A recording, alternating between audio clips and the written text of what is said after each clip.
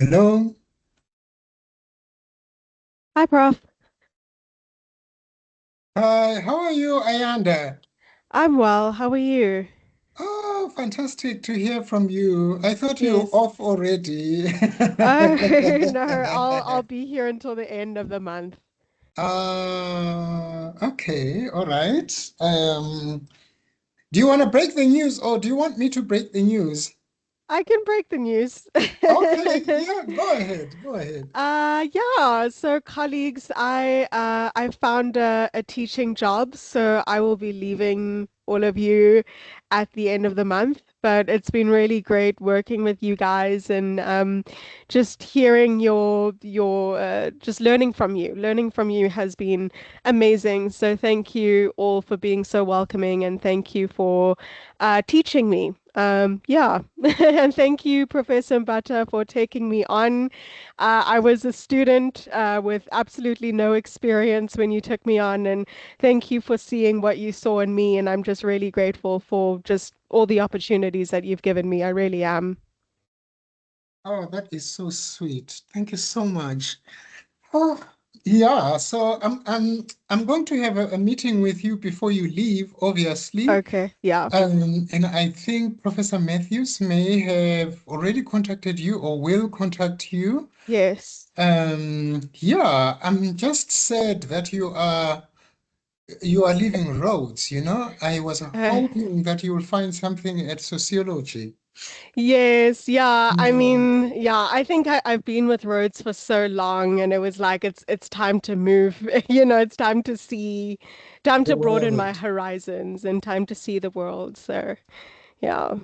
There's no better way to see the world than to go to the other side of the world. Exactly, exactly. Uh, Listen, I really enjoyed Japan. We were in Okay. Japan in 20 last year. Uh, Unfortunately, it was. Sorry, which town are you going to? So I'm either going to Tokyo or a place near Yokohama. They haven't told us where we're going, but they're very close very close together. The Oh, okay. towns are very close together. Yeah. Okay, okay. I didn't go to Tokyo, but if you want to get a bit of what Tokyo looks like, I think the person Fatin, if you Okay. speak to Fatin, Fatin has been to Tokyo, like she goes often every year. She's in Japan, so Okay. she'll give you a very, very good sense of what the Japanese culture is like. Have Yes. you been to Asia before? No, never been. I've never been No. out of Africa. So this will Oh, be wow, exciting. what a mind blow Yes. experience. Yeah. This will be very different. Oh, It's going to be a massive culture shock, but I think you'll Yeah. embrace it. I've also Yes. been to Japan a few years back. It's lovely. I think you like the humility of the people. It's Okay. a different culture altogether, but also the language barrier is crazy. I'm sure Prof. Bambata also experienced that. Mm. I remember once when I was in a restaurant and didn't really know what I was eating. I was just pointing at the pictures and ordering. It was quite funny. Yeah. Yeah. No, Prof, I'm yeah, sure you I'm have lots of these experiences. you've got an app, by the way. I remember Michael from NRF. I'll try and see if I can remember the name and then send it to you. This app, you can just take it to grocery stores and then oh. you just take like it's like a RQ code. It translates everything into Oh, English so that you know wonderful. what you are buying. So that Okay. is useful. But without that, you'll just be pointing and pointing. Yes, okay. Yeah, please send me Mm. that up. That sounds very Yeah, helpful. yeah. And also, you can use it to communicate. I mean, I think now there's also like audio where you actually talk to the phone and Oh, yes. the phone translates into Japanese.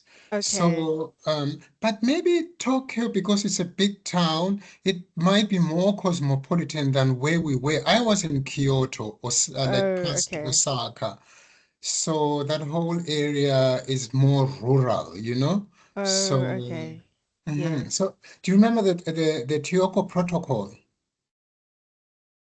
the Kyoto Protocol is like an environmental protocol of the Oh, okay. 1980s.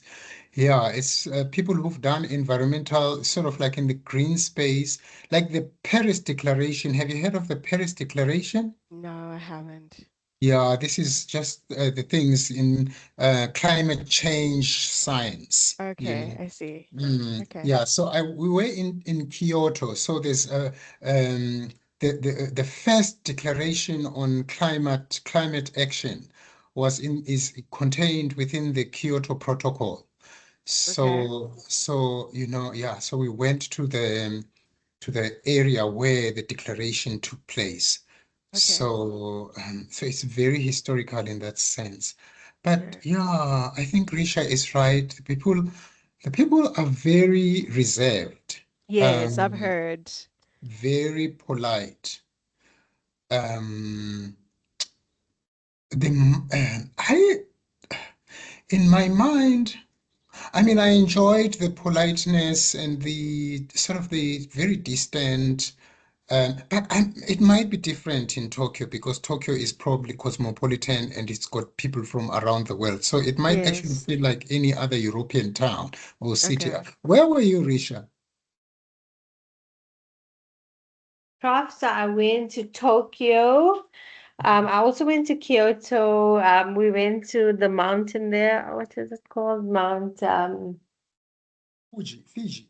Mount Fiji. Yeah, I think it was. We traveled a little bit there, and we were at the base of the mountain, and then we camped close to Yokohama as well. That's on one of the like close to the bottom.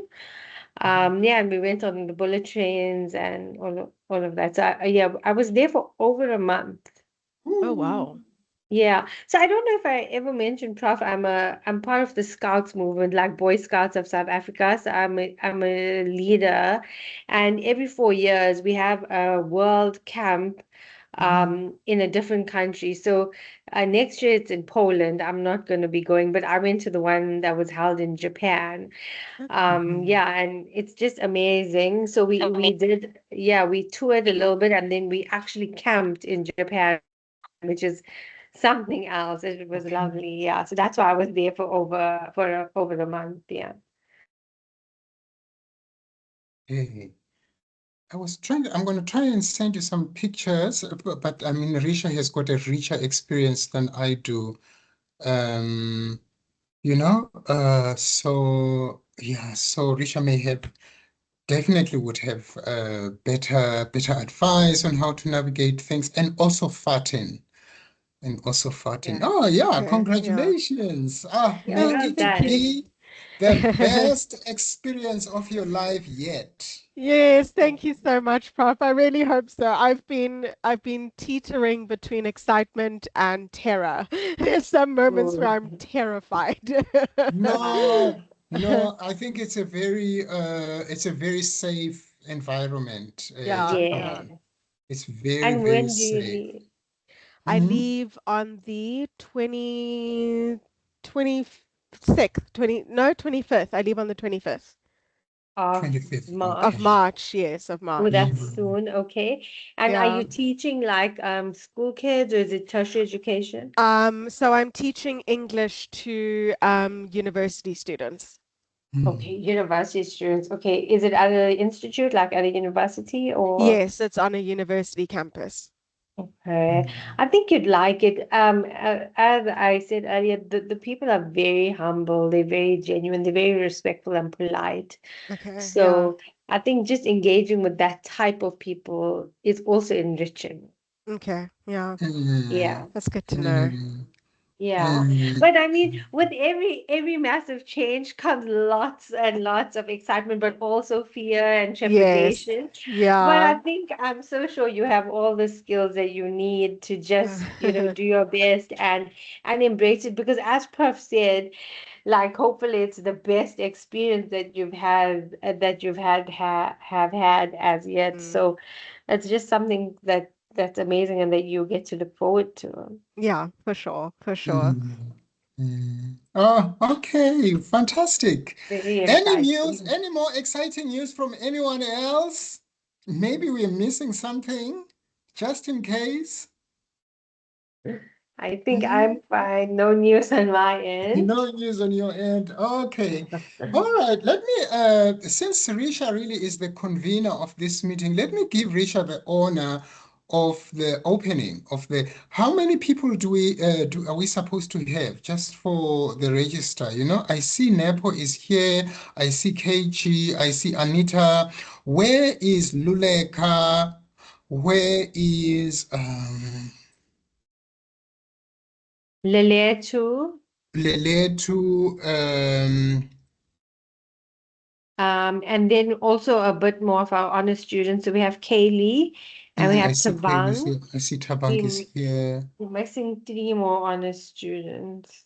That's not nice because And you know they are missing out. Do you have a WhatsApp group for them so you can tell them to join the meeting on the WhatsApp group? Because you don't um, want, I don't want to repeat things, you know, because let this me is tell yeah, let me tell Vuyo because I asked her to create the WhatsApp group because I don't have their numbers. Let me just check. one of the, is it you, Tabang, who is responsible for the WhatsApp group? I don't remember who. Who is the, there's also an SRC student. I forget her name. Um, Uh, let me ask Vuyo to join. Oh, you want to Vuyo to just like alert them, you know? yeah, Request, I'm checking if she Lily created. to request to join. Uh, did you say Leletu is here? He's not sure. Leletu is not here. These are the people who need. So we've got 5 master students. I only see 2 students. Oh, Nepo is now a master student. Leletu is now. Sorry, Nepo.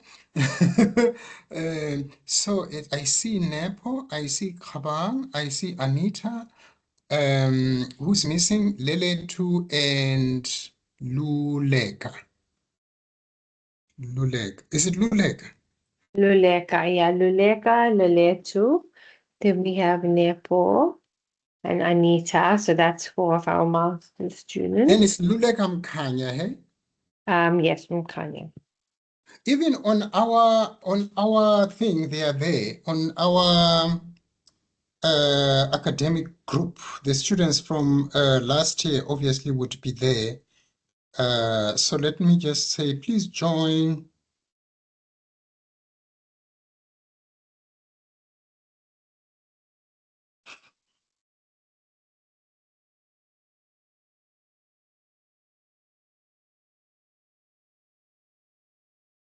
If you can just share maybe this link on on that ISA academic group.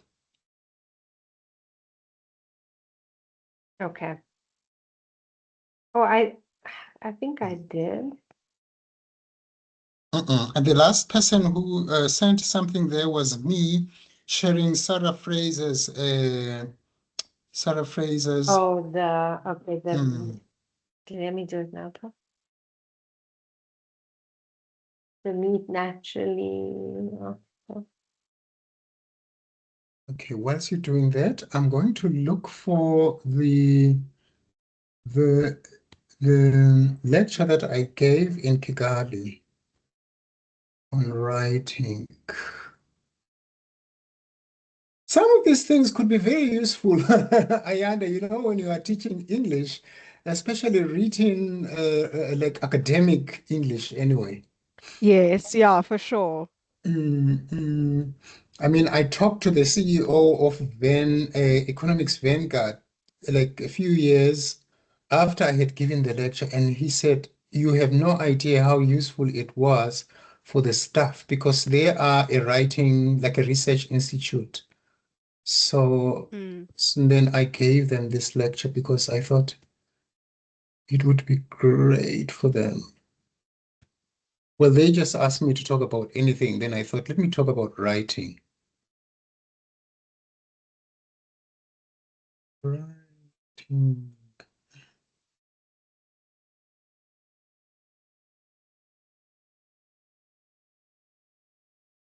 Let's see.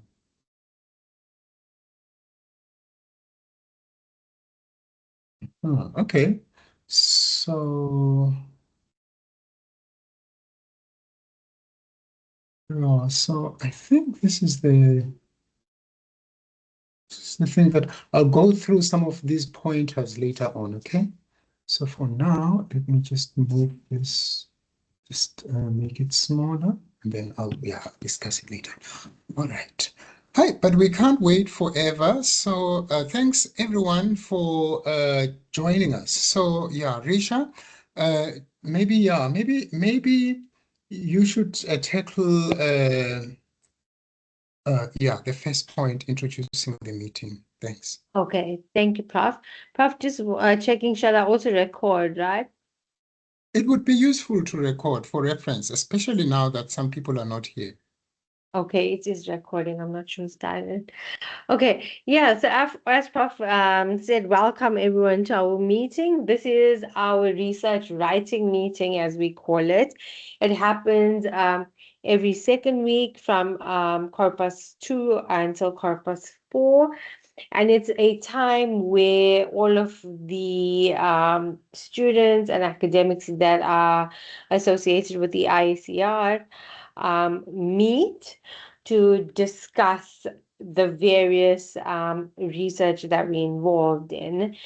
So, for example, it could be that you are writing a paper for a journal, or you could be working on your master's dissertation, or you could be working on your honors long paper, or whatever the case be, your honors policy brief. Yeah, so in this space, we share the research that we're working on, and then we also receive constructive criticism from everyone on the group for on points that we could improve on, and then that would obviously make us better researchers, better writers, and improve the quality of output that we produce. Yeah, so that is what we do. Obviously, we encourage each other where possible. We also soundboards for when maybe one of us are attending a conference and we just want to share some of the work that we'll be sharing at the conference, things like that. So this is what this meeting is about. As you see, we try to record it as much as possible so that we could refer back to it if needed. And also every now and then Prof shares with us skills on and basically, how I see it is like how to become a better researcher. So he would share stuff on how to write, how to develop research questions, how to structure literature reviews. It just depends on what Prof is working on at that time or what he has to share at that point.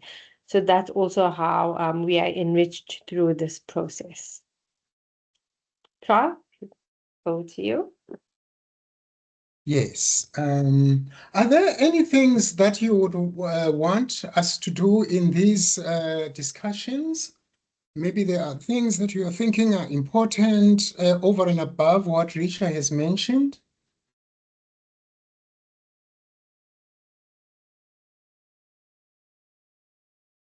And for the people who've joined these meetings before, go ahead, please. I see Anita has got her hand up. Sure. Thank you so much, Prof. Um, if I may ask, I think it would be great for some methodologies revisions. I think I kind of struggled a little bit with like my methods and my methodology, Prof, if you remembered in my proposal. So I think I do maybe need like a refresher on methodologies and methods. So I don't know if this is something we can add on to these meetings as well. Thanks. Okay, please note that, Risha, maybe we can discuss methodologies at some point. Yeah, maybe I can take that, Prof. Yeah. Mm, mm. Okay. I'll All just make a right. note of it for now. Yeah, yeah. I think, in fact, methodology is probably the most important part of academic research, because academic research is it's like it's very experimental. And I don't mean experimental as in like playful, but it's very much like an experiment that you do to prove something. If you think of yourself as being in a lab, in like a physics lab, if you've ever done physical science at school or physics or chemistry at university, like in physics especially, you want to prove the law of gravity, and then you run a few experiments to check if the results are the same all the time you do the same thing. And then you conclude then that, the same thing that is happening all the time is likely to be the truth. It's like very similar like that. So what methodology did you use, What are the external, so because you want to come to conclusions about the truth in the world. So methodology is very important. If your methodologies are flawed, your conclusions are very doubtful and not persuasive. So you are right, Anita. It's a very important a section or part of the work. All right. So and then let's just introduce people in the room. I'm just gonna read out your names. I see there's Nepo, there's Kaylee, there's Ayanda. Ayanda, let's introduce Ayanda. There's KG, there's Risha. Risha has introduced herself already. There's Tabang, there's Anita, there's Ritabile. Those are the people that I can see in that order, please. So Nepo, Kaylee, Ayanda, KG, Tabang, Anita. Let me just write this down. Okay, let's start with Nepo.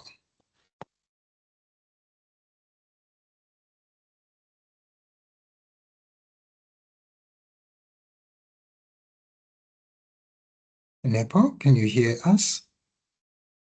Yes, I can hear you, Prof. Can I just get that again? I think I missed that part.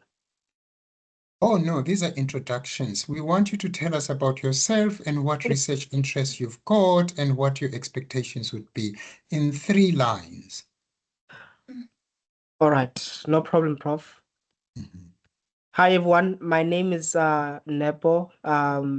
I recently just obtained my honors degree with the ISER department, and my research focus basically looks at malnutrition in the basic education department. So it's not just about looking at the malnutrition part of it, but it's just going through beyond the lunchbox, most especially researching on the government's partnerships and systemic impact of school feeding scheme on educational outcomes in my hometown in Limpopo. So it's a comparative study of 2 districts, basically. So I'm currently doing my master's with the ISER department, which is known for social policy and labor studies, which is what I'm actually doing currently. We are no longer known for labor studies. Now, NALSO is known for labor studies, not us Yes, anymore. sorry, yeah. We used to be known for labor studies, by the way. NALSO used to be part of the ICR, and then there was a big fight before I was even at the ICR, so don't blame me. And they went separate ways, and then I arrived. Then they were like, oh my God, why did we leave? Anyway, it was too All right, late. thank you, Prof. Thank you. Anyway, so the second person, thank you so much for that introduction. Kylie, please excuse me if I pronounce your name incorrectly. Correct me. Kaylee. Kaylee, yes, sorry. Yeah. Okay. Hi, everyone. My name is Kaylee, and my research interest is on energy policy. Yeah. Well, you I don't want to don't know tell what us else to where say. did you graduate? What did you Oh, I did my Bachelor of Economics here at Rhodes, and now I'm doing my honors with the ISER department. Okay, fantastic. Have you decided yet what your honors topic is going to be? No, I haven't. I have two topics. I haven't decided on which one I'm gonna do it yet. Maybe Risha can tell us in which area at least, because we made the guidelines last week for your policy brief, and we realized that it would probably be best if your topic is related to your policy brief, so that you can use some of the literature review in your policy brief to be part of your long paper. What area did we assign Kylie to of the 4 areas? Maybe I should ask, what is the policy brief topic for Kylie? Do you remember, Risha and Vuyo?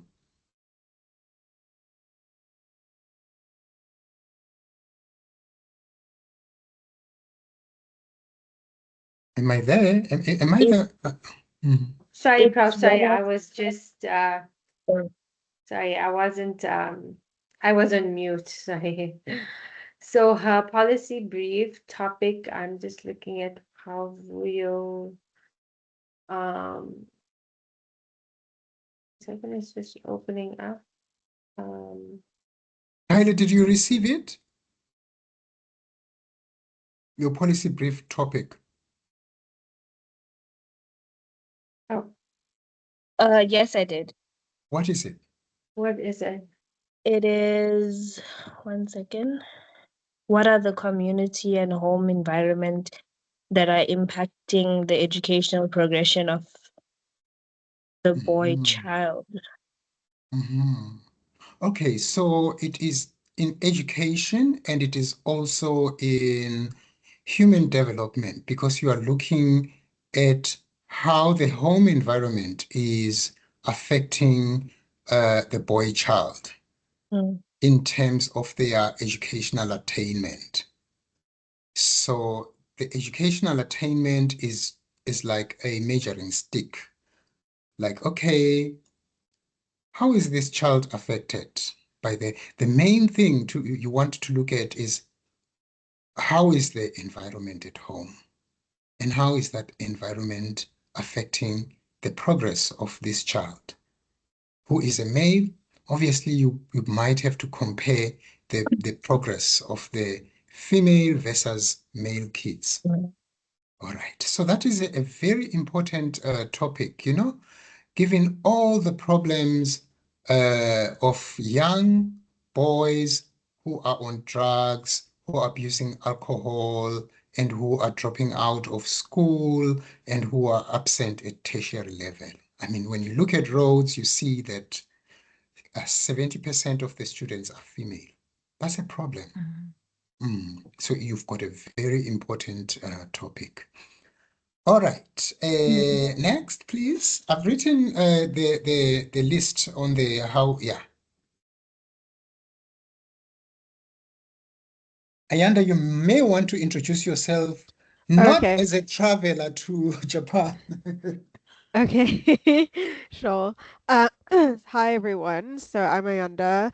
I'm a recent PhD graduate from the sociology department, and I'm connected through ISER because I'm a research assistant at ISER. I assist with the Journal of Contemporary African Studies, that is headquartered at ISER.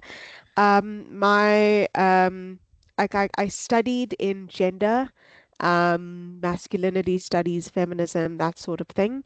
I've learned a lot while kind of being here among my more economically inclined peers. Um, yeah, I'm not sure what else to say, but that is something, my background in gender and masculinity studies is something that I hope to continue throughout my career as an academic, and yeah, that's really my mission. Yeah. Fantastic. Thank you so much, Ayanda. Next. Hi everyone, my name is Kabane. and I am a master's student at the department.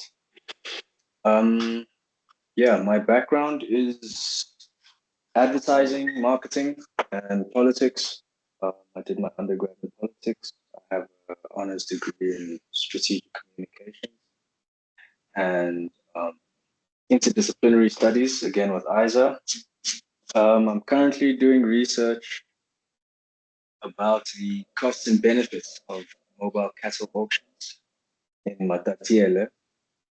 And yeah, my interests are sustainability and development studies and agriculture, really. Hello? Yes, I can Hello? hear you. I can hear Oh, you. Thank you for that. Yeah.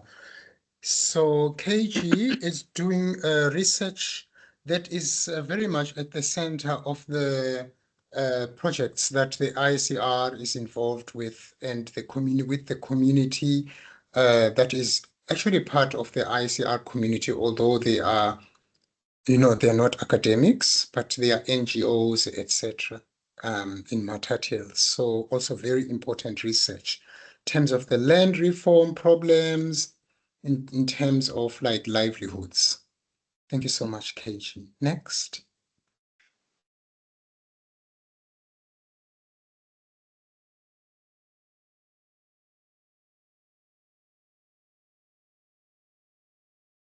Good day, everyone.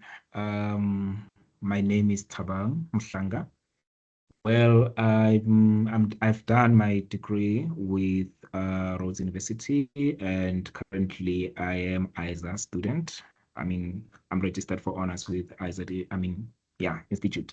So when it comes to the research interest, well, I think I'm more interested into assessing the policy, the effectiveness of the policy in terms of how inclusive is the higher education, especially to the students living with disabilities, like trying to check the effectiveness of the policy versus the realities of the students living with disabilities. So that's actually my research interest. However,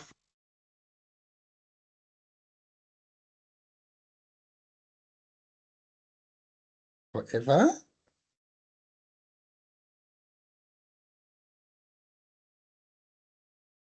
Risha, are you there? Prof, I can hear you. I'm not sure what happened to Taban.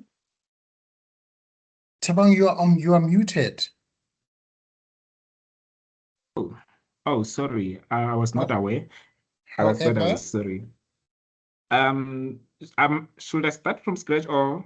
no, we lost you when you Oh, said maybe. however. Yeah. Oh, okay. Yes, I was saying, however, for the policy brief, I got a topic. Actually, the topic says, what are the sectors that attracts the new employment in the Eastern Cape? It's basically within the education and skills development. Mhm. Yes. All right, thank you so much. And I'll explain just after all of you have introduced yourself why we've assigned you specific topics, okay? All right, Prof. All right. And next, please. I'll go next, Prof. Hi, everyone. My name is Anita Gyaba. I'm an ISER master's student. I did my undergrad and my honors at the School of Journalism and Media Studies there at Rhodes University, and I specialized in economic journalism. I'm currently based in Cape Town, and for work, I'm currently a national consultant for the International Trade Center. And my research is a comparative study of Egypt and Nigeria, looking at how different governance practices within a central and a federal system shape the implementation outcomes of the Africa Continental Free Trade Area Agreement. Yeah, thank you. Okay, great. Anita is working while she's studying, which is, yeah, to be applauded.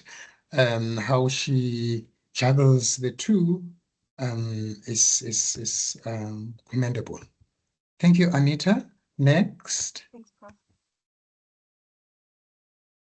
Hi, can you hear me?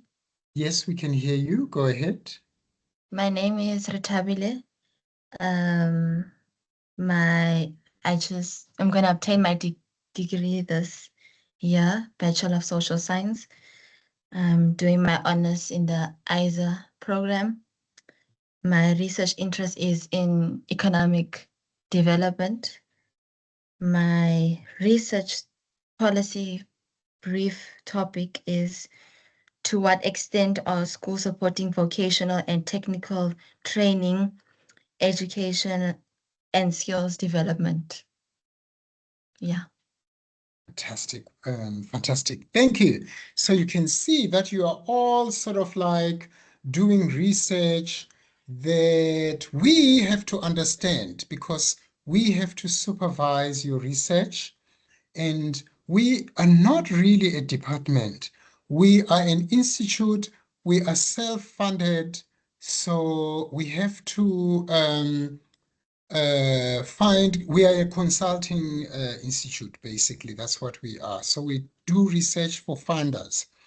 That means to a degree, we are limited in terms of what research we can supervise, what research we can support. Our research has to be in the policy space, and in that policy space, we have to focus on specific areas. I've put on a slide presentation for you to get a better understanding. So our focus areas, there's basically four. It's in environmental and agricultural space, international trade and cooperation, education and skills development, human development and quality of life. So because we are a self-funded, we have limitations in terms of what research. For example, we can't supervise topics on HIV and AIDS, for example. We can't supervise topics on gender. Because it would mean that we can't really support, it's not aligned with our focus that is approved by our board, and therefore it wouldn't make sense for us. So unfortunately, in that sense, we're limited. But we will teach you skills, same research skills, and same sort of like what is different to other departments is that we've got a policy focus. And also because we're doing live research, we, will encourage you, will expose you to how consulting researchers work, as opposed to strictly academic researchers. So this is why you will find that the topics that we have assigned to you are aligned in one way or another, aligned with those research focus areas to a degree. So, and that's just what we can do for now. If I were to die and another director were to be appointed after you had bid farewell to me, this might change. Maybe not this year, but it almost happened last year. But maybe not this year. So I just to give a background to all of you in terms of who we are at the ISER and why we've assigned you into specific areas for your research. All right, so after that, what is next on the agenda?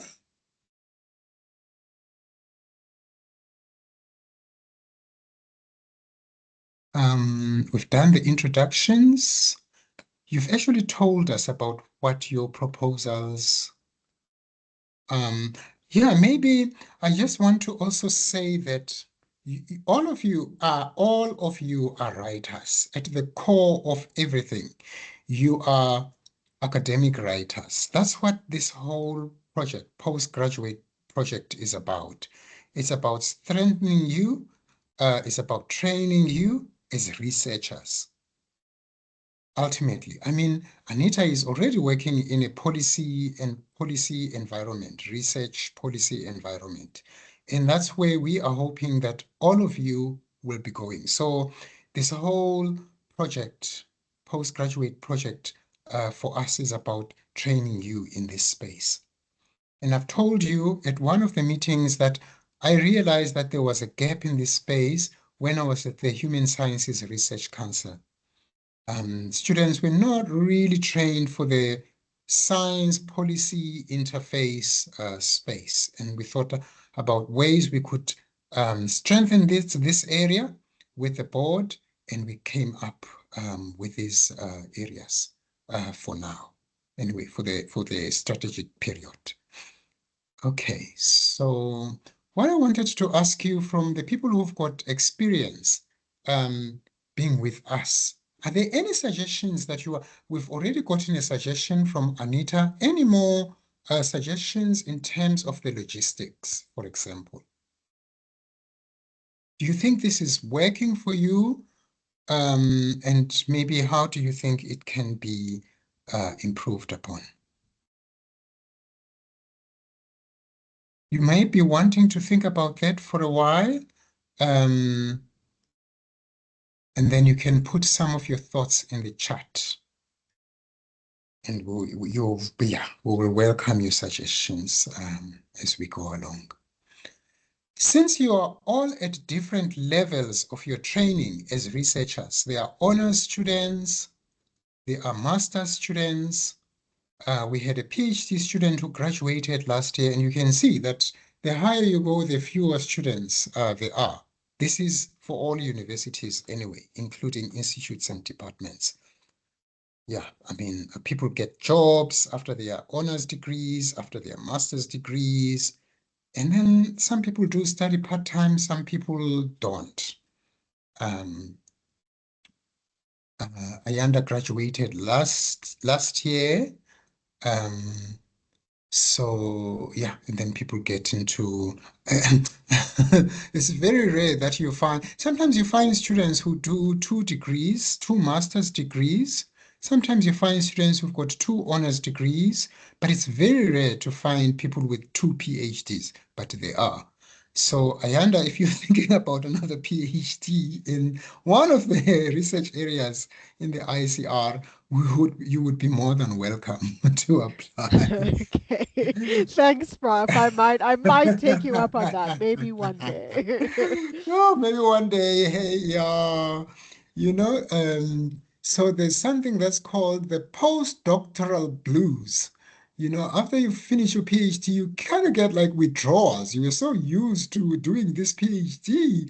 It gave you trauma, whatever, and now you are separated from your PhD and you've got withdrawals, You- Yeah, no, I didn't get that at all. I was so happy to be done. There was no PhD okay. blues. Okay. Anyway, okay. So what I also so let me talk about the honors project. Just very and Risha and everybody else who's got experience in the honors project can help me because this is a collective discussion. The honors project is like opening the door into research. Not really like full blown or blown up research projects, just like opening the door for you. Really, that's the idea of this project. So it's not as intensive as the higher you go. It's just an introductory phase into research. But it starts introducing you to a structure of how research documents are put together. So your project or the way you need to, the project journey, you are required to submit a research proposal. But this research proposal is not as difficult and as intensive as at a master's and PhD levels. You are not really expected to have mastered the art of research or the science of research, because masters in science or masters in commerce or masters in the arts, you are a master. at the honors project, it's challenging, but not as challenging for a master. So, but the structure, we introduce you to the structure of the, so you have to understand that in starting this project, you have to give us a proposal. The proposal is not very long. You know, your proposal is about 2 pages that we expect from you. After you've been given a topic, what we expect from you is to then give us like a 2.5 pages maximum. What do you do in this 2.5 pages document? You give us the context, the research context, which is about maybe 2 paragraphs. There you are telling us what the issue is. For example, I explained to you what the issue is with Kaylee's research project broadly. We in South Africa see more and more young men who are dropping out of school, who are not working, you know, who are getting into substance abuse. And then we are thinking, what could be the factors leading up to this? Could they be at home? Why are male students absent from university? Could this be a problem from home, from the community? And then we think, okay, so there is a problem. Young men are missing in education. That is a problem. So what could be the context? That is the research, or the context that we want to investigate is the home environment. So the context then becomes the home, the home factors. And then, so how would we then structure a research question? Could you read your research question again, Kaylee? Okay, Prof. What are the community and home environment that are impacting the educational progression of the boy child? Mm-hmm. Okay, there's a word missing there. What are the home and community environmental factors? Factors should be included in that topic. What are these factors at home that are causing this? There's an assumption there that we have made. It's a research assumption. We are making an assumption that boys are missing from higher education or are dropping out of school, and these factors are affecting the progress of these children. The assumption is that these factors are at home or in the community. So that is your research assumption. The research question is, what are they? So the investigation is to find out, identify them, not only what are they, but by how much are they affecting the progress of this particular group of people. So we expect you to write like a paragraph or 2 paragraphs as the context. That is your research context. And then to give us your research question, which is what she has read out after you've given us this background in South Africa. And in presenting this background, you'll give us examples. You can't just say boys are affected. You have to give us, persuade us to believe that this is really a problem. For example, this academic writer or this policy document claims that, I gave you an example, 70% of registered students at universities are now female. So only 30%, then you give us a reference. So even in this context, you can't just write it out of the blue. You have to give us the evidence to say that here is the evidence of the problem. Here are the references of this problem. Okay? And then, given this context and this evidence, here is my research question. And here is my research assumption. Okay? After you've done that, you then have to give us broadly, how are you going to tackle this research problem? This now becomes what Anita wants us to discuss more in depth, your research methodology or research methods. Oh, sorry, let me step back. I made a mistake. It's not research methodology, by the way. It's research methods. Okay? Research methods. Some departments will not tell you what the difference is from research methods versus research methodology. Who wants to just give us the definition of the two? Please volunteer and just explain to the rest of the group what the difference is between research methods and research methodology. I think, as far as I remember, you explained it to us last year, and you said that methods is like what you use to gather, data, so interviews or questionnaires or surveys, and then methodology is like the theoretical framing of the method, so like discussing the theory behind the method, if I recall correctly. Sorry, just repeat the one on methodology.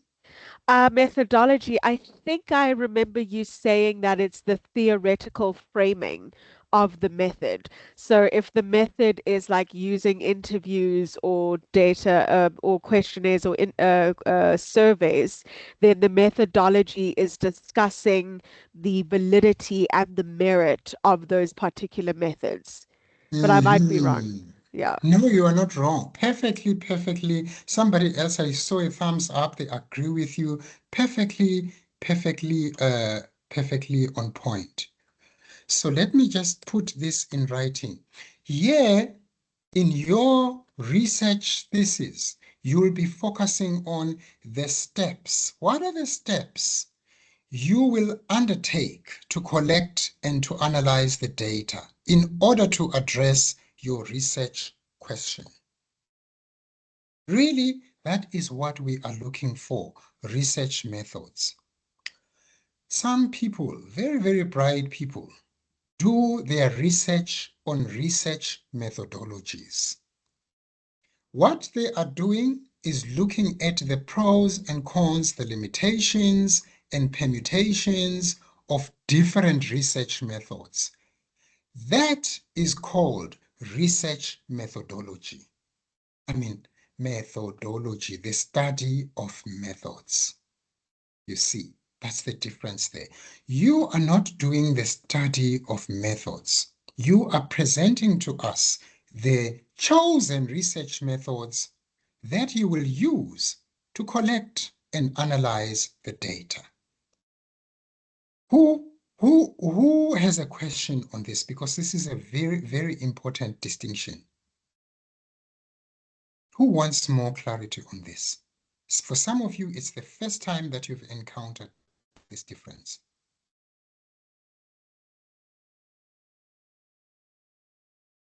Okay, I don't see a question there. So there you go. So we are looking for a chapter called Research Methods, not Research Methodology. But if another department you were a part of that missed this distinction, don't worry about it. Most likely, when your research proposal went to the Higher Degrees Committee, they were looking, the Higher Degrees Committee, by the way, for your honors project, your research proposal doesn't really go to, that's another difference. For honors projects, your research proposal does not go to a Higher Degrees Committee at the faculty board of the humanities faculty or the commerce faculty or whatever faculty to be evaluated by academics to see what do they want to see at a master's level. They want to see that the methods you have chosen to collect the data and to analyze the data are going to be effective they will really yield the results that you want to get, that you propose to get? Do they make sense? Are they feasible? Will they be executed within a period of your research? Are you going to get into ethical issues? Is this report even, I mean, are these methods, I mean, is this data even available?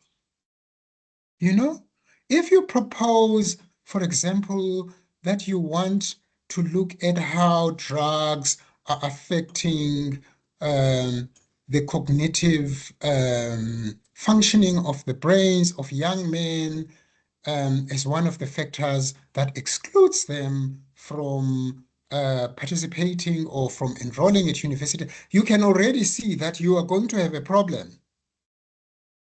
Because for the question that you want to answer, the methods are so difficult for you at an honors level and in humanities. You will have to be in the medical, so you can't propose a research question like that for humanities. You are just going to struggle collecting and analyzing the data. You see, that's what they are looking at. And then they would advise you that you may think that drugs are affecting their brains and therefore they drop out, which may be true, but it's not really doable. You've got ethical issues that you're going to deal with. You know, there's lots of issues there. You know, how are you going to, you don't really have the background. You're not a medical, I mean, you have to be a specialist in the brain and I don't know what it's called, neurosurgeon, maybe. I don't know. Maybe clinical psychology. I don't know. But maybe in the Department of Psychology, they do this. And then, you know, maybe they have to do lots of like applications for ethical. I don't know. But that's what, in any case, the committee at the higher degrees are looking for. Is this data, if, for example, you don't have money and you propose that you're going to interview 1,000 households and you're like an honors student, they'll be like, hey, Bo, where are you going to get the money? Do you know how expensive to do a household survey of 1,000 households? You know? So those are the factors that they're going to be looking at. Even if it's possible to do it, and they're going to, 1,000 households, how long is it going to take you? Besides the issue of money. You only have a year to do this. No, then they reject your proposal, you see. All right. So that's how in fact, research methods are used to make or break your proposal. Even in your thesis, they determine whether or not the conclusions you've reached make sense, can be accepted, are persuasive, because they are so important. You know, there are all these stories of stats SAs, enumerators sitting under a tree and not going into the houses, and then just writing from their heads, just like filling up the questionnaires, you know? And you can quickly pick such things up when you are cleaning the data. Then you can start seeing in stats essays data, sometimes you find men who are pregnant, you know? I mean, you just know that you go to Dipsloot and then you find millionaires and then you start thinking, this data. There's a word for it, Risha. What is it called when people cook data? Or misreporting? No, it could be misreporting. There's another technical, I'll remember it, and I'll remember. There's another technical word for it. But it's a problem in many surveys in developing countries that the data is made up. You know? The data is made up. Yeah. Um, I know it so, from yeah. Yeah. Anyway, so for an honors project, you are not really expected to submit your proposal to the higher degrees committee. We just have to see ourselves that, okay, because we are now just introducing you. But you see, it has to be logical. Firstly, we want you to work with data that's already been collected. So we want you to work with secondary data at an honors level. Only at a master's level, we can say, okay, fine, you can collect your data, fresh data, however you propose to do it. But then you have to also get ethical clearance for that if you are collecting your data. If you're not collecting your data, you get ethical clearance very easily. If you are collecting your data, you must ask KG how difficult the process is to collect that data. But at an honors level, you are not yet hitting that hurdle. Okay. And then in this proposal, you've given us this, logical for another paragraph or two. And then you give us your, maybe I think we ask for, what else do we ask for after you've given us your research methods? So it's the context, it's your research question, it's your research methods. I don't remember what else comes to this document. If you've got it, Richard, what did I miss there for at an honors level? Yeah, that is basically it. And then the last thing, well, you included background would be included in context, right? Yeah, introduction, background. Yeah, that is about. Oh, and you mentioned research questions. Yeah, and methods. That's all. Yeah. Yeah. Sometimes you start with your research questions.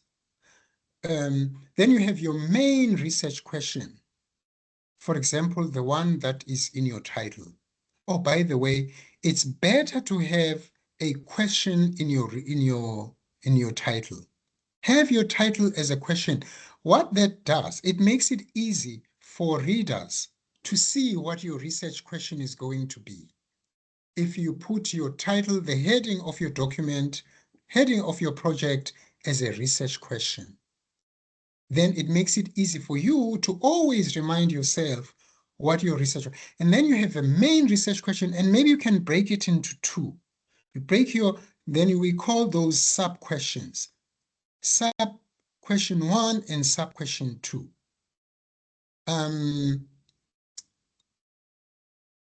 So an example of that, okay, let me get to the people who are doing their masters. How could you break down, for example, a question like Kaylee's question into two sub-questions? She is asking, what are the home, environmental, and community, what's your question?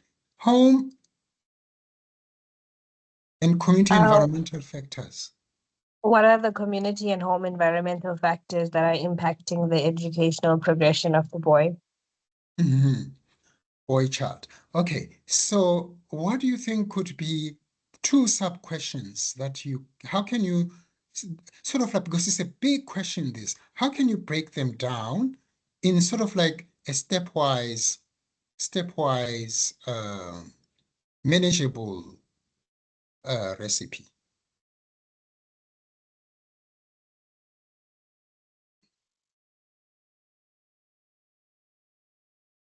So maybe the first, at a higher level, you can ask, what are the enabling and disabling factors in children's progression or in the progression of learners?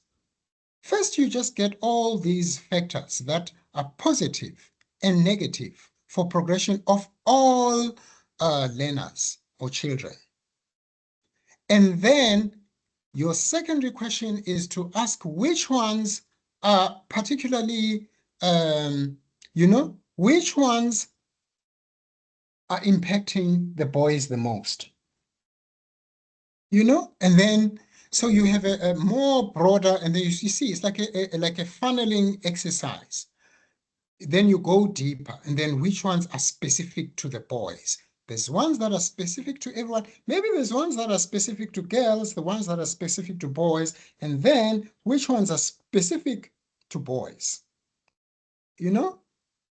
So that's one of the ways that you could, because it helps you. What that helps you, it's like, what is the word for that, for this? Extrapolation. Extrapolation. Who can tell us what extrapolation is?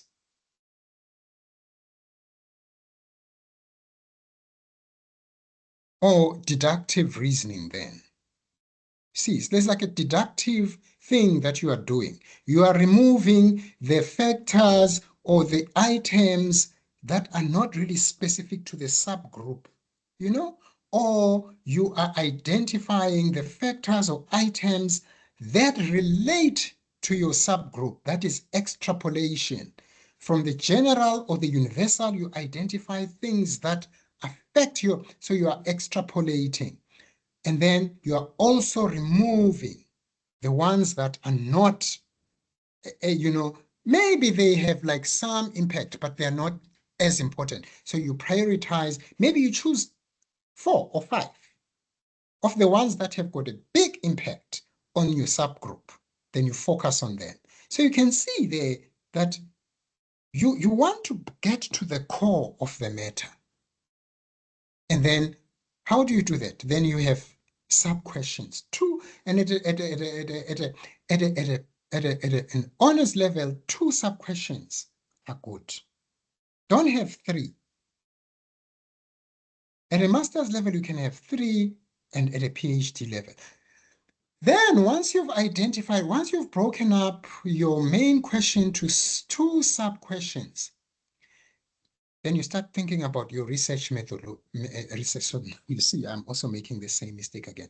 Then you start thinking about your research methods. There has to be a direct link between your research methods and your research questions. We have to see the methods that you are choosing. How do they relate to the questions? So sometimes some departments prefer for you to have, instead of having research questions, turn them into research goals. Research goals. So instead of asking, which factors, which home and community environmental factors affect the progression of learners at school? You have a goal. Your goal is, it's just a change of language. You turn the question into a goal. And goals, you use words like research goal number 1, to identify the home and community environmental factors. You see, that's all you've done. Your goal number 1 is to identify the home and the community environmental factor. You've taken exactly the same research question, you've turned it into a goal. In higher degrees committee, you can use research questions and research goals interchangeably. In some universities, they want you to put both. At Rhodes, you can decide, because really they are the same thing. If you've got your research goals, from them we can see the research questions. If you've got research questions, we can see your research goals. Okay, so this is kind of debatable from one university to the next. But at Rhodes, really, in commerce specifically, you are fine either with research questions or with research goals, because otherwise it's repetitive and it's just a waste of space. Okay, because there's also space. You can't have your research proposal that is more than 9 pages just in text. Because if it's more than 9 pages, sorry. The one thing that we missed out from your research proposal is some kind of a literary review. After your research context, you have to just illustrate to us that you've read some documents that relate to this area. What literature have you read? We want to see that you are a reading researcher. So there will be another section that we missed out when I was telling you that there's the context. After the context is the literature review, and at an honors level, a page and a half, enough. Show us that you've been reading around this topic. You're not just proposing something out of the blue, and then you do a short literature review. Okay? So, yeah, so remember that. Sorry, where was I before I Prof, talked and about? sorry, Prof, and then also maybe a short reference list because to support the literature review. Yes. Then you need to have a reference list at the end. Yeah. Sometimes, Prof, some students are also able to give us proposed methods. Yes, proposed methods. Yes, research methods. Yes, and Prof, we also forgot the theoretical framework. Yeah, so at honors level, we're not very strict about the theoretical framework, but look, if you can have it, it's great. Normally, the theoretical framework is still a literature review. It really falls under literature review, but it's the review of your chosen. It's like the paradigm from which you want to attack the problem. These are the theories that people have proposed, different theories. And then you can just maybe review, just like do a literature review of about 2 competing theories, and then identify which one is relevant for you, which one is your favorite, and maybe just a motivation of why. But we expect that more at in masters and in PhD proposals. Okay, thank you so much for that. That's very useful. So yeah, so like a page, just to show us that you've been reading, you've read both policy documents, and also you just try and make sure that you don't just review policies, government acts. Your literature review has to be also of academic debates. So these theoretical framework, the theoretical framework that you choose must come from a literature review of academic debates, the one that you identify as your anchor. Because people want to know, what is your ideology? And your ideology really is the theoretical framework that you end up choosing, or a model, theoretical model. Sometimes it's called, it's a theoretical framework, theoretical model. I forgot, there's another word now used for the same thing, but it's really an ideology.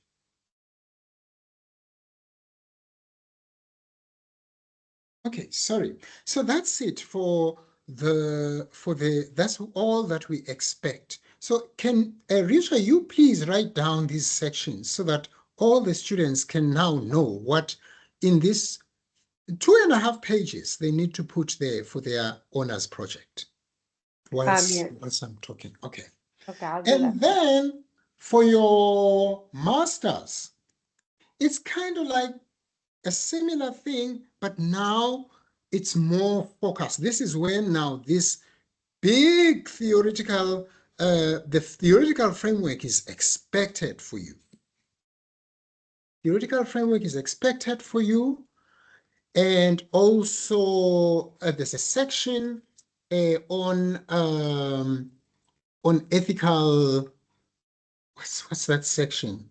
Ethical considerations. Because at master's level, we can now start expecting for you to go out and collect your data. Even if you don't collect your data, you still need to reflect on theoretical considerations to say that, for example, you don't require a theoretical framework because your data has already been collected by Statistics SA. So it's secondary data that you'll be using. Where are you going to collect this data? You're going to collect it from already published sources. So you will not require, you don't have ethical considerations for the collection of your data. Collection and analysis of your data. Okay, Risha is going to map out this for you. All right, so there's something, any questions so far?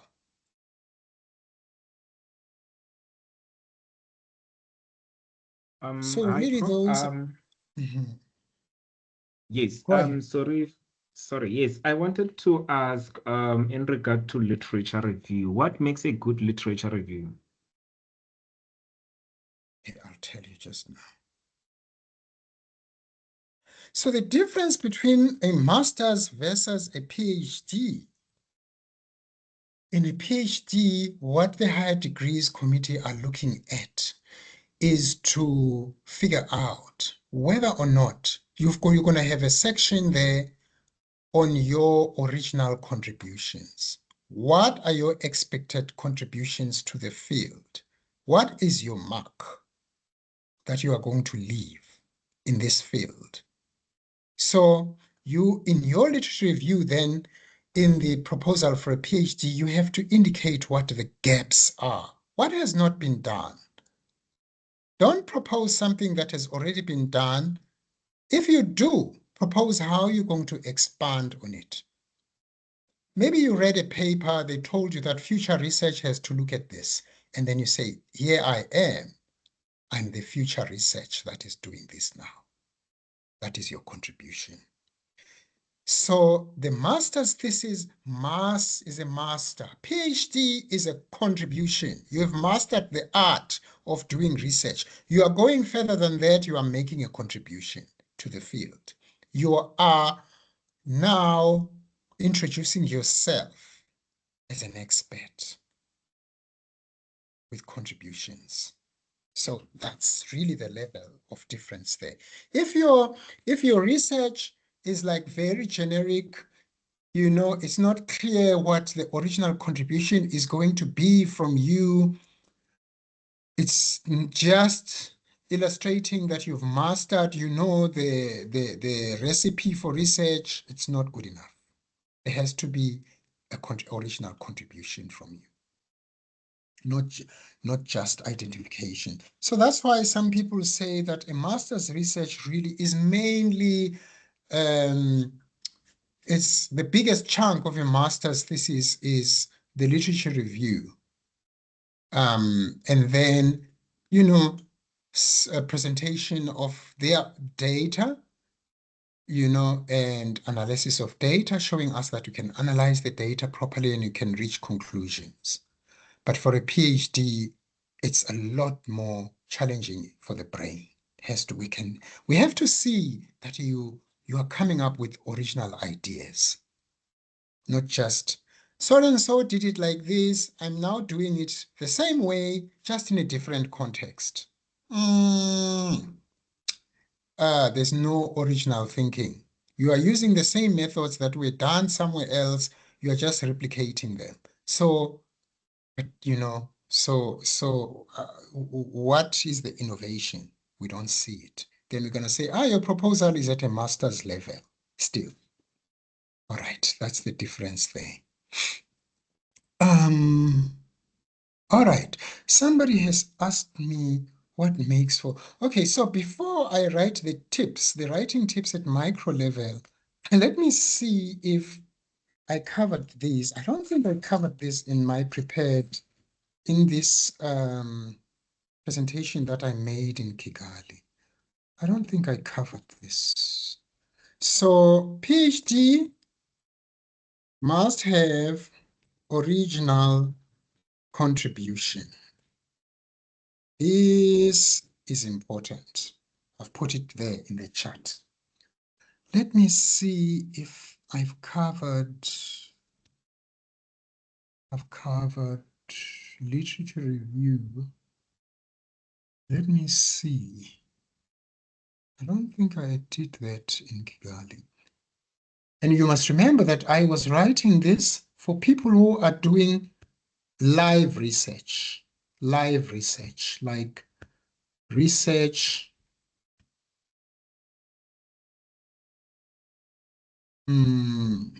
I want to talk about a few suggestions I have taught to my masters and PhDs who are busy with their projects. Okay, this is about the use of language, who are second language speakers. Let me see if I talk about. I'm going to send you this. Let me send you this this document because it might have some very useful tips for you beyond just your.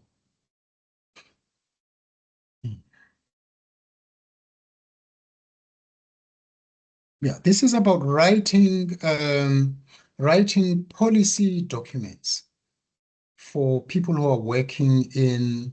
So this might be very applicable for you, Anita. Let me see. Can I upload a document here? How can I upload this document into? Prof, I think you can share it in the chat. I can share it in the chat. Okay, let me see. Academic writing for policy. Let me say for policy. It's in admin. Is it possible to send it on the WhatsApp? I think because I'm joining on the browser, I don't have the chat option on my. Okay, so let me see.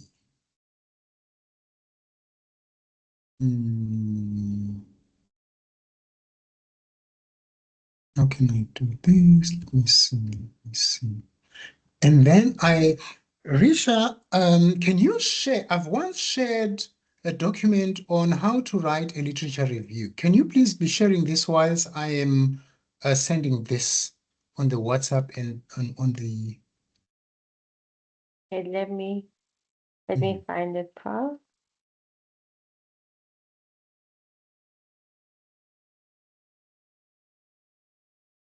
Okay, let me see. Sorry, Prof. Mhm. I believe I have a document that Risha sent to us last year regarding how to write a literature review using a funnel approach. I think I should share that one in the group chat. Yes, you I want think to- that's the one Prof is talking about. Oh, okay. So please share it. I want to open it and then I'll talk about it first before I go into this one, because this one is a little bit further down the line. Please share it. Then we can discuss literature review, and then next time we can discuss this one for policy, specifically for more for applied research. So that's another difference. There's academic research and then there's applied research. You know, so there's research for research's sake where you are just like thinking very theoretically and being very philosophical about things and coming to full philosophical conclusions. And then when you take those conclusions and make them practical for social solutions, then it becomes applied research. Have I shared this writing thing on the WhatsApp, on the chat? Let me see if I can share it on WhatsApp as well.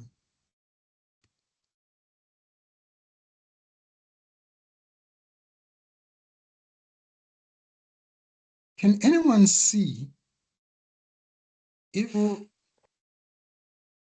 I have shared this document on the chats? No? Have I shared anything on the chats? Yes, Prof, the document that you were working on, the Kigali presentation. Okay, so I've shared it also on the Masters 2026. Maybe I must share it also on the academic.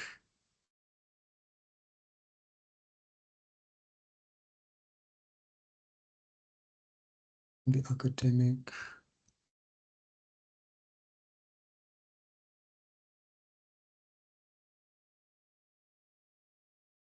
Yeah, I shared it there. I think personally, my my passion is in applied research more than in theoretical research, and all of us are different in that sense. Has anyone shared the document on literature review?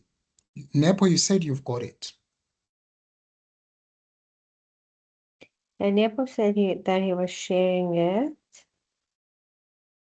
How to write a literature review.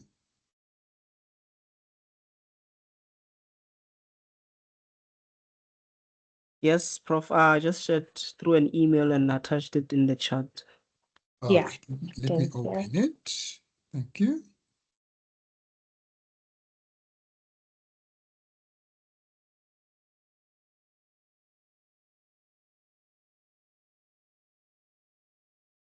Okay, why is it so small? All right, so I'm going to try and share it, but it's just looking so small. I don't know why. But I can make it bigger. I can make the circle bigger. So most of my life, I have worked in applied research spaces as opposed to, so, and we are all different. Some people are mostly applied researchers. Some are more comfortable with philosophical discussions. Review of literatures, of literature, some pointers. So these are really, let me tell you about what is the purpose of a literature review? Broadly,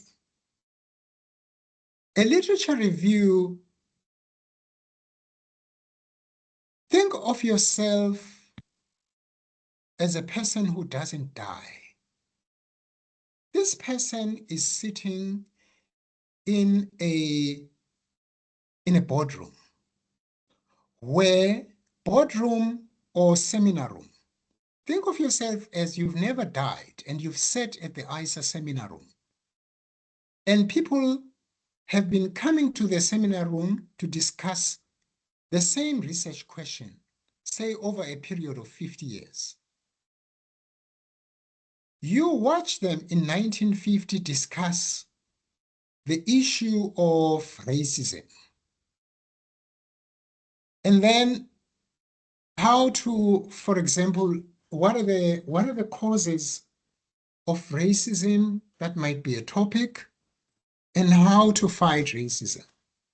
1950, they come and they discuss this. The same people come back next year to discuss the same topic.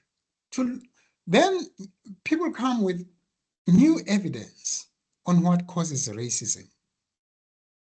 And then, based on the new evidence, they modify the agreements they had the year before, given the new evidence that they have found.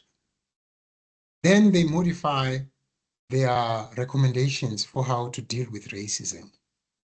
They come back again the following year and the following year. And it becomes an ongoing, these people die, new students come, still discussing the same question of racism.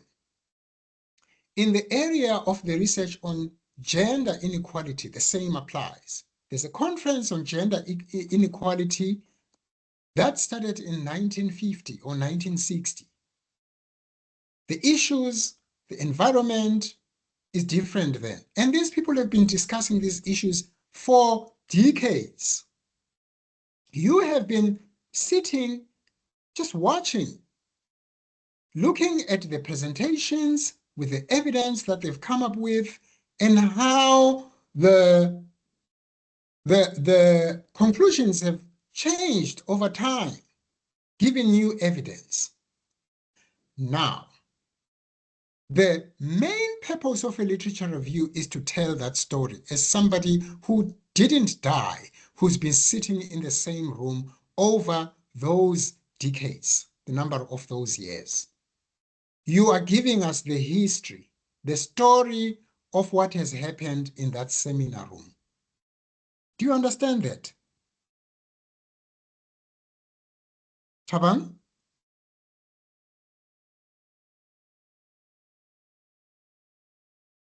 Yes, I do, Prof.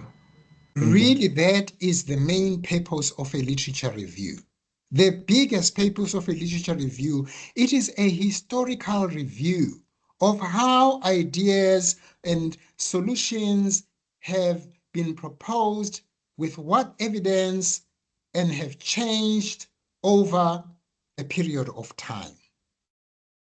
So it's a historical account of debates from different people coming with different evidence up until where you are. What is the reason for doing that? Then to show us that you understand the research context that you are working with, because you have read what people have done historically. And from that historical review, you can identify how your research is going to be adding on to that debate. Because after you finished your research, you're going to come to the same seminar room and present your research findings and conclusions and research recommendations. So you are illustrating to us, readers, that you really have looked at the history of how this has happened. So what a literature review then does, it has got a dimension to it, which is a very important dimension, that is historical. We want to see the temporal dimension to it, the time dimension to it. And then we also want to see a geographical dimension to it. At the beginning, we want to see you starting, say, and I mean, you don't have to go as far as 50 years back. You can go, say, 20 years or 30 years back. That is also acceptable. Just to give it a historical dimension. Because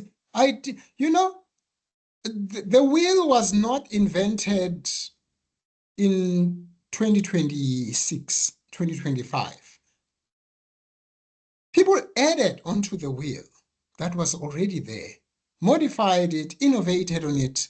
Well, sometimes they are breakthroughs, but really in real life, it's innovations, not inventions that we are reporting. Like small modifications, when you wake up and you sort of like do a new haircut, just like sort of like up until, and you can see how fashion, it just progresses gradually. And also sometimes it's just recycling of old ideas. Sometimes the same happens in research. But we want to see that historical story. That's really is the main, and not just from a historical dimension, but also from a geographical dimension. So there may have been a story at a global level about racism, but there's also maybe a specific story that's taking place in a particular country. It is informed by these global discussions, so we want to also see that geographical dimension and want to see how the local dimension, which is also historical, is being influenced by the global discussions. For example, in South Africa, there are issues, or rather there are events at a global level that are affecting the story of racism in South Africa. And the story of racism in South Africa is historical. You can start from 1948, when apartheid is enacted into law, and how global universal activities are affecting this story. You're telling the story in South Africa, but also it's being influenced by events at a global level. You can do this with racism, you can do it with gender, you can do it with economic development, For all your research topics, we want to see those that you've considered those 2 dimensions. Up until you choose in your case study, which is going to be localized. For example, KG is looking at the Eastern Cape cattle market auctions. We want to have a historical story and a geographical dimension. Historical dimension and it starts from long ago. It starts from global and then it's like a funnel until you come to the local Eastern Cape location at this particular point in time, 2023, 2024, 2025, 2026.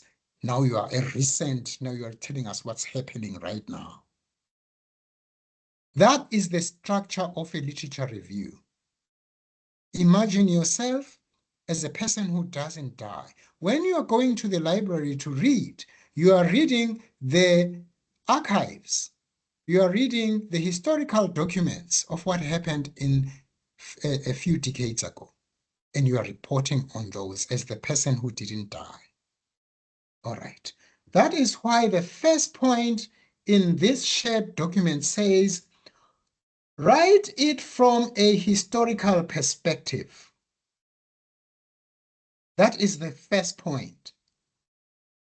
You know, the final thing, from big to small, from global to local. That's what examiners are checking for. These 2 approaches to verify that your review has not left out, so that we see that this guy has really considered all angles. Okay, so that is the big picture of a literature review. It must have that structure. And then, how do you present this history? At a sentence level, first you present it as a chapter. This chapter contains subheadings, subsections. These subsections contain paragraphs. These paragraphs contain sentences. What we want to see is the golden thread that joins the sentences from using the historical and the universal and the geographical dimensions up until you get to a full stop at the end. That leads you to the local and the, what you call something, and the contemporary. Contemporary and local. That's your last paragraph. Here we are. This is how we arrived at this point, given all these debates, at a local and contemporary point where you find yourself.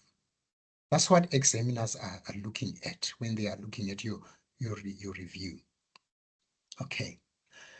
Now, how do you construct sentences? Now, this pertains to a literature review as well as other paragraphs. Now, this is really like, how do you run that golden thread throughout your chapter of a literature review?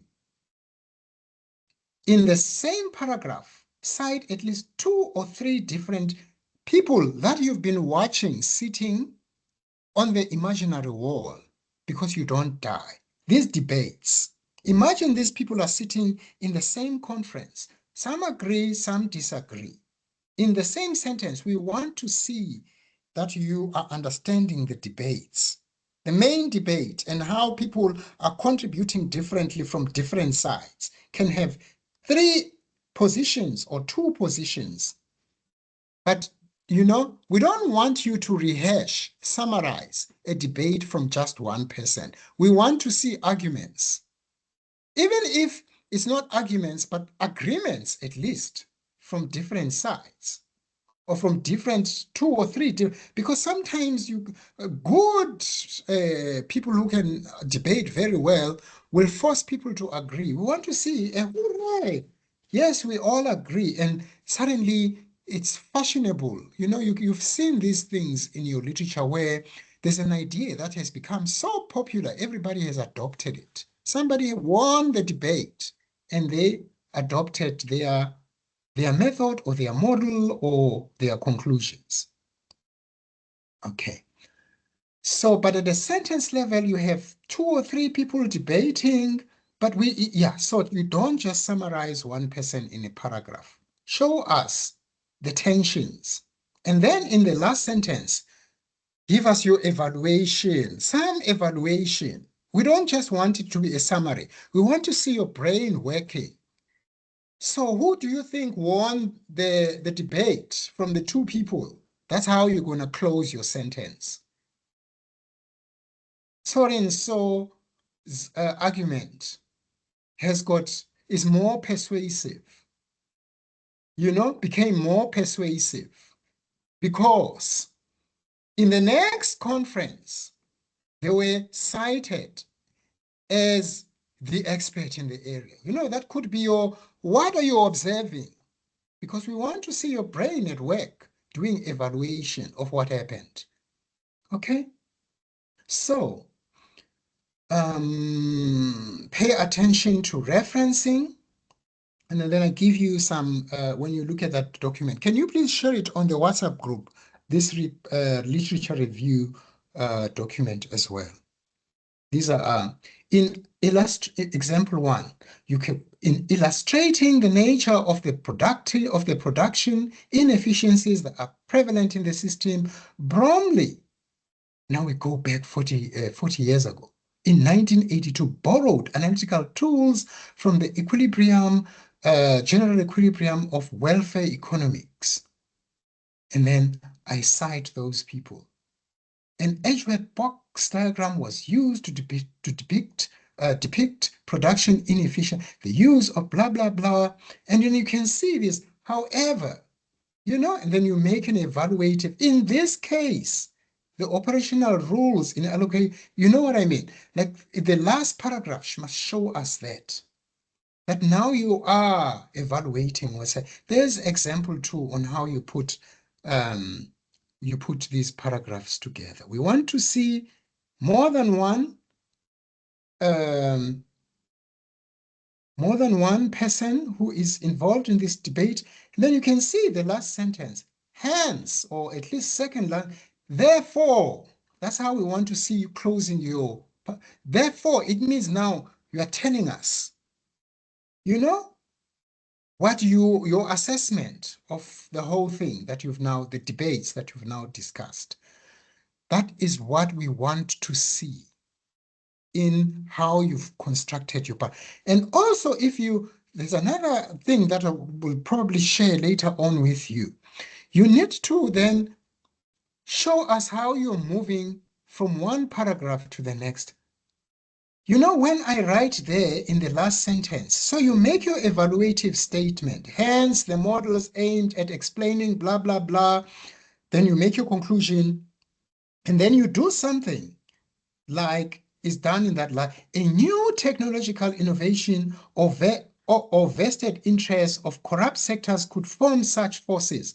What you are doing there is you are introducing the new paragraph, because the new paragraph is mostly to talk about the new technological innovations or vested interests. So your last sentence of a paragraph is introducing the new paragraph. Always. The last sentence must have a phrase or 2 words or 3 words that are going to be discussed in your next paragraph. Why are you doing that? You're doing that to lead. You are like somebody who's leading, holding the hand of the reader to say, okay, this is how we've concluded in this paragraph. The next paragraph, you are actually signaling that in the next paragraph, this is what we are going to be discussing. It should make sense to the reader why in the next paragraph we are discussing technological innovation, because that is how you concluded the last paragraph. Do you understand that? This is what we want to see in now how you are putting together your literature review. The same thing applies with your section. The last sentence in your last section should introduce the next section. That is you are there with a needle and cotton, you are threading. This is the golden thread that is running through your document. We want to see you connecting the sentences, connecting the paragraphs, connecting the sections, connecting the chapters to form a whole document. Like a granny sitting with needles, stitching a jersey together. That is the golden thread. All right, so please share this document in the other online platforms. Is there any other question about what a literature review is? Any comment? Something I may have left out? Okay, I don't hear anything. I hope this session was useful. What are we going to discuss next week? Because this is an open platform. Give you some lectures, but before some lectures or some discussion of something, normally what we also do, we invite people who are busy working with their research to tell us what their research is, where they are in their research, and then to tell us what their challenges are so that to make this more, because you are all battling with the same demons. We are all battling, trying to put things together, conceptualizing ideas, what the challenges are. We are here to help one another, give one another ideas. So normally what we do, we ask people to come and present their research proposals, whether they are honors, masters, or to present their chapters, whether they are honors or masters, or to present their concept notes on their papers. So we normally identify people who will then come and tell us their story. What are you battling with? It doesn't have to be we don't want you to come here to tell us how well you are doing. We want you to tell us what you are trying out and where you are struggling and where you require help. That's the whole point. It's a support group. It's an AA writers group. Okay, so if there are no volunteers, I'm going to use the same a list that I use to introduce one another. And then that is how normally we get like 2 people to come and tell us what their struggles are and what kind of help that they require. Is that okay? Unless somebody really, really is urgent, if you are going to a conference or you are about to submit a document and you really, really require assistance, then you can also propose that we discuss your demons before you go to the conference or before you submit. All right, we will be in touch on your online platforms. We've run out of time. Thank you so much for listening. I hope this first meeting discussion was helpful to you, okay? And it's also a refresher for things that you may have learned before. You are now learning again. Maybe next time I will discuss then what I wanted to discuss today, which is more at a policy level. But I've shared with you the document, okay? And we kill the elephant we eat the elephant one piece at a time. Okay, am I alone in this meeting? No, thanks, Prof. No, Prof. All right, okay then, see you next time. Thank you so much. Bye. Thank you Bye, so much, Prof. Prof. This was very Thanks, useful. everyone. Thank you. Bye. Bye-bye, Prof. Thank you. Bye. Thank you, Prof. Bye.